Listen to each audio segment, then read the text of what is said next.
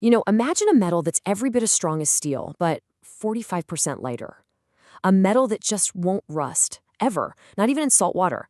A metal so compatible with us that our own bodies accept it like its bone. Well, that's titanium. It's the darling of the aerospace world, a true medical miracle, and a corrosion-proof beast with a legendary reputation. And today, we're going to put that legend on trial. So, that's the big question we're tackling right up front. With a resume like that, is titanium the true S-tier challenger? Does it have what it takes to knock steel off its undisputed throne? Or is it kind of destined to stay a high-priced luxury, something amazing but forever out of reach for you and me? All right, let's dive right in by putting our contender in the ring. I mean, to really get why titanium has such a claim to fame, you've got to see it go head-to-head with the reigning, defending champion, good old steel. And the tail of the tape? It's seriously impressive. Look at this. Titanium gives you strength that's comparable to high-strength steels, but you're shedding a massive 45% of the weight. And then there's that third column. That's the knockout punch right there. It's basically immune to corrosion. No rust. Ever. This incredible combination of properties is exactly what makes it such a scary contender. But here's the thing.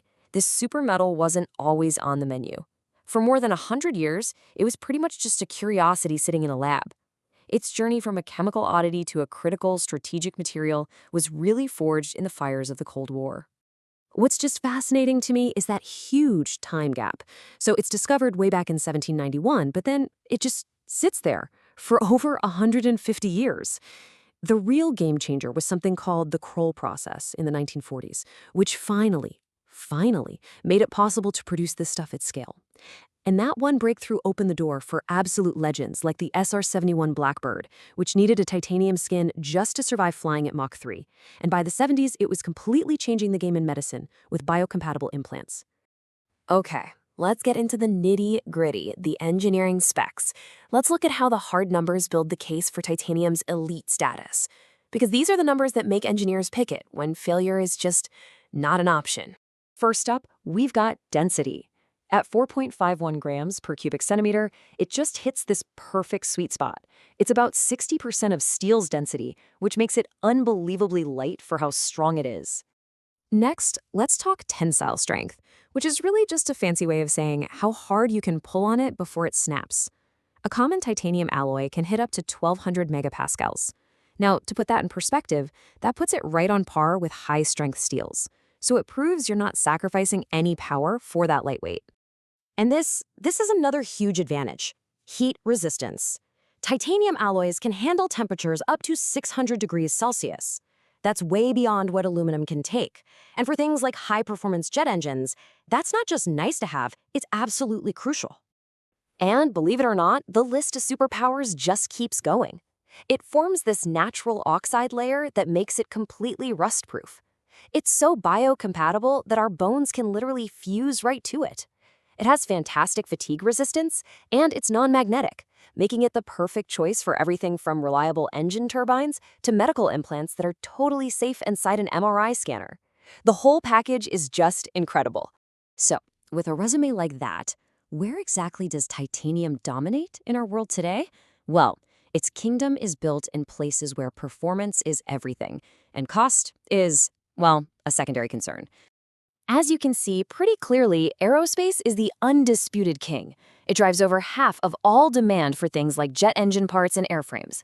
We're talking about a global market worth over $30 billion, and it's projected to keep growing at a pretty healthy 6 to 7% a year, with a strong push from the medical, defense, and chemical sectors as well. But hang on. If titanium is so perfect, why are our bridges still made of steel? Why are our soda cans made of aluminum? Well, every champion has a weakness, an Achilles heel, and for titanium, it's a pretty big one. I think this quote from our source material just sums it up perfectly. Titanium is like a supercar. It offers absolutely breathtaking performance, but it comes with a supercar-level price tag and a complexity that keeps it out of the hands of us regular folks. So here's the catch, right? For every amazing strength, there's a serious drawback. First, that Kroll process is incredibly energy-intensive, which makes the raw material up to 20 times more expensive than steel. Second, it's a total nightmare to machine. Machinists describe it as gummy, and it wears down tools like you wouldn't believe. And finally, it's highly reactive, which means you have to weld it in a special vacuum or with inert gas. You put all that together, and it's easy to see why it stays a high-value, niche material. So, after weighing its revolutionary history against its very real, modern-day Achilles heel, it is time. Time for the final verdict. Let's see how titanium scores on our 6 key criteria. And looking at the scorecard, the story really becomes clear. I mean, it scores a massive 9.5 for its mechanical properties. They're nearly perfect.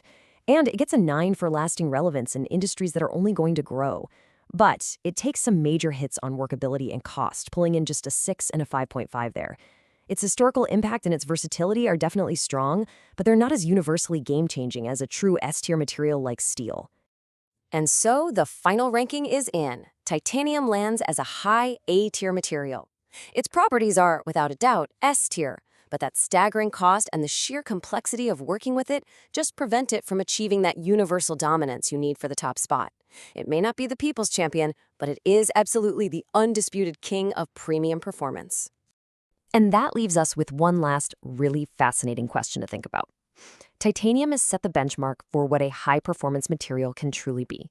It's proof that near perfection is possible, but it comes at a steep price. So if this is the ultimate A-tier, what incredible combination of performance, cost, and scalability will it take to create the next true S-tier material? What will that even look like?